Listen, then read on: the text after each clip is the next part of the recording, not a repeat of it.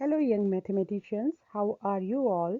आई hope आप सब लोग सेफ हैं, घर पे हैं और बेवजह घर से बाहर नहीं जा रहे हैं। अगर आपको जाना भी पड़े तो आप मास्क का इस्तेमाल कर रहे हैं, हैंड सैनिटाइज़र का इस्तेमाल कर रहे हैं और बेवजह भीड़ का हिस्सा नहीं बन रहे हैं। ये हो गई सेहत की बात। अब हम करेंगे पढ़ाई की बात। Let's dive into the ocean of mathematics. Class 9th chapter first number system संख्या पद्धति। आज हम करेंगे exercise 1.2।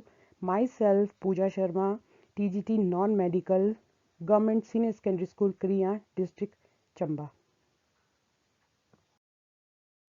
Okay, before starting the exercise पहले हम जो भी हाइलाइट्स हैं इस एक्सरसाइज के उसके बारे में पढ़ेंगे, मतलब किन वो सारी चीज़ें जिनके ऊपर ये एक्सरसाइज 1.2 बेस्ड है उसके बारे में हम थोड़ा सा डिस्कस करेंगे।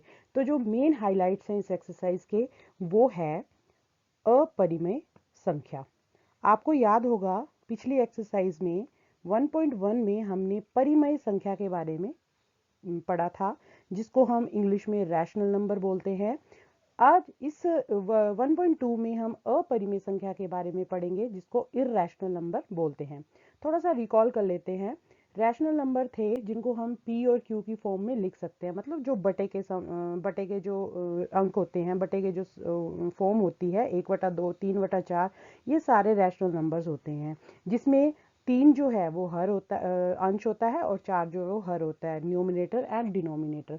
और इसकी एक कंडीशन ये होती है कि जो आपका हर है वो कभी भी ज़ीरो नहीं होता। हालांकि ये दोनों इंटीजर्स होते हैं और इंटीजर्स माइनस के भी हो सकते हैं, ज़ीरो भी हो सकता है और प्लस के भी हो सकते हैं, लेकिन जो आपका हर होता है that can never be equal to zero. इस चैप्टर में, इस एक्सरसाइज में हम अपरिमेय संख्या के बारे में पढ़ेंगे। तो then it is quite obvious कि जो अपरिमेय संख्या है that will be completely opposite to परिमेय संख्या या रैशनल नंबर। और सेकंड हम पढ़ेंगे इसमें वास्तविक संख्या रेखा। ये दोनों जो पॉइंट्स हैं ये 1.2 में इन्वॉल्व हुए हैं, इसलिए मैं आपके इसके बारे में मैं आपके साथ डिस्कस कर रही हूँ। वेल, इररेशनल नंबर क्या हुए? If a number cannot be return as p upon q where p and q are integers and q is not equal to 0। जो रैशनल नंबर थे उनको हम p और q की फॉर्म में लिख सकते थे, लेकिन जो इररेशनल नंबर है उनको हम p और q की फॉर्म में नहीं लिख सकते। For example √5। ये जो अनरूट के जितने भी नंबर्स होते हैं जिसके ऊपर रूट का स्क्वायर रूट का ये निशान लगा होता है, उसको हम कभी भी p अपॉन q की फॉर्म में नहीं लिख सकते। इसीलिए इसको इररेशनल नंबर बोलते हैं, क्योंकि ये रैशनल नंबर की प्रॉपर्टीज को सेटिस्फाई नहीं करता है। अब आप सेकंड पॉइंट है वास्तविक संख्या रेखा या रियल नंबर लाइन, इसके बारे में पढ़ते हैं। तो real number line is the line whose points are the real number. एक ऐसी लाइन जिस पे जितने भी पॉइंट्स हैं वो सारे रियल नंबर्स हैं, उसको बोलते हैं रियल नंबर लाइन या वास्तविक संख्या रेखा। That is the real line is the set R of all real numbers. मतलब रियल जो लाइन होती है, वास्तविक संख्या रेखा जो होती है, उसके जितने भी पॉइंट्स हैं वो रियल नंबर्स हैं। अब आप थोड़ा सा हम रियल नंबर के बारे में वो कर लेते हैं, डिस्कस कर लेते हैं। आई होप मुझे लगता है कि थोड़ा सा रिकॉल करने की ज़रूरत होती है बच्चों को, इसलिए मैं आपको बता रही हूँ कि रियल नंबर्स क्या होते हैं। A real number is any positive और नेगेटिव नंबर। रियल नंबर क्या हुआ?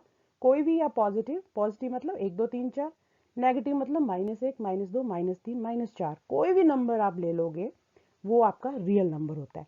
This includes all integers. ध्यान से देखिए, इंटीजर्स क्या होते हैं? पूर्णांक, जिसको हम पूर्णांक बोलते हैं, जिसमें एक ऐसा सेट होता है नंबर्स का जिसमें माइनस के नंबर्स भी होते हैं, जीरो भी होता है और प्लस के नंबर्स भी होते हैं, ठीक है।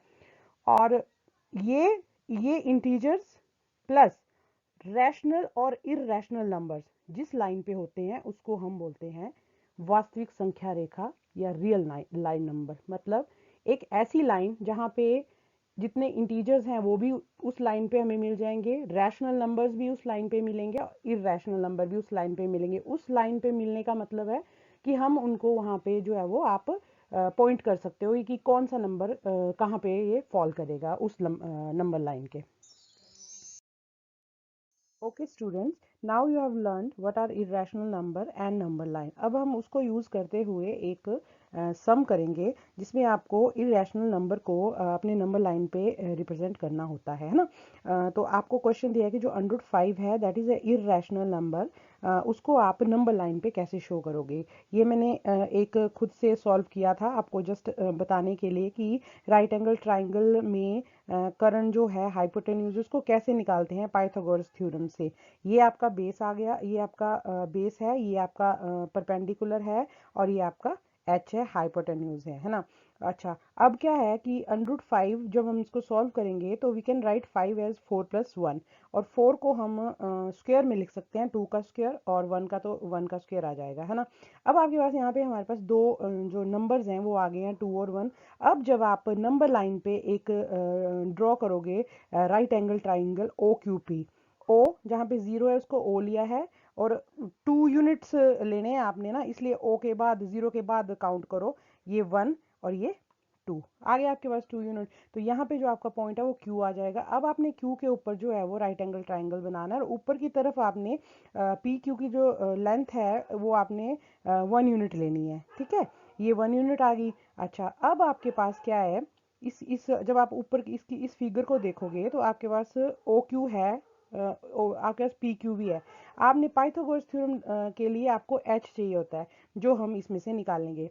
ओके, तो पाइथागोरस थ्योरम होती है H² = P² + B²। H मतलब हाइपोटेन्यूज, P मतलब परपेंडिकुलर, B मतलब बेस। H मतलब हाइपोटेन्यूज मतलब कर्ण, P परपेंडिकुलर मतलब लंब, और B बेस मतलब आधार। इनका जो कर्ण का स्क्वायर होता है ना, ये दोनों जो आधार और लंब है उसके स्क्वायर के टोटल के बराबर होता है, ठीक है। P हमारे पास परपेंडिकुलर जो है वो 1 यूनिट है उसकी वैल्यू, ये हमारे पास 1 का स्क्वायर आ गया, ये 2 का स्क्वायर आ गया। इसको खोल दो, अब 1 का 1 आ जाएगा, 2 2 ज़ा 4 आ जाएगा, 5 आ जाएगा। तो आपके पास H जो है वो 5 यूनिट आ गया आपका, ठीक है। ये जो √5 है ये कैसे आया है, ये पाइथागोरस थ्योरम की वजह से आया है। यहाँ पे अब लिखते चलेंगे हम, now by using Pythagoras theorem we have, ये देखो पाइथागोरस थ्योरम का मतलब होता है OP²। OP जो है वो दैट मस्ट बी हाइपोटेन्यूज मतलब कर्ण। अच्छा, OP देखो यहाँ पे, ये जो परपेंडिकुलर और बेस के सामने की जो लाइन होती है ना उसको हाइपोटेन्यूज बोलते हैं, है ना। तो ये आ गया आपका कर्ण जो कि है √5 के बराबर, ठीक है। Now take O as centre. अब क्या करोगे आप, O को सेंटर रखोगे, यहाँ पे प्रकार रखोगे, कैंपस कंपास यहाँ पे रखोगे, और इसको यहाँ पे पॉइंट रखोगे, और इतना डिस्टेंस आप पेंसिल से खोलोगे, और यहाँ से ये जो चाप है ना ये आप लगाते हुए नीचे जो नंबर लाइन है उसको काटोगे। अब ये जो हमारे पास पॉइंट आया है R, जिसको R दिया हुआ है, यहाँ पे आपका जो है वो क्या बोलते हैं उसको, R पॉइंट पे आपका √5 जो है लोकेट होगा। मतलब 0 से लेके यहाँ से लेके यहाँ तक की जो डिस्टेंस है वो √5, मतलब √5 यहाँ पे लोकेट होता है।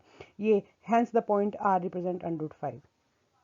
आप ऐसे ही दूसरे टाइप के क्वेश्चंस भी कर सकते हो जिसमें आपको √3 दिया होगा, √7 दिया होगा। इस टाइप के आप सारे क्वेश्चंस जो है वो इजीली कर सकते हो। That's all for 1.2। Thanks and have a nice day.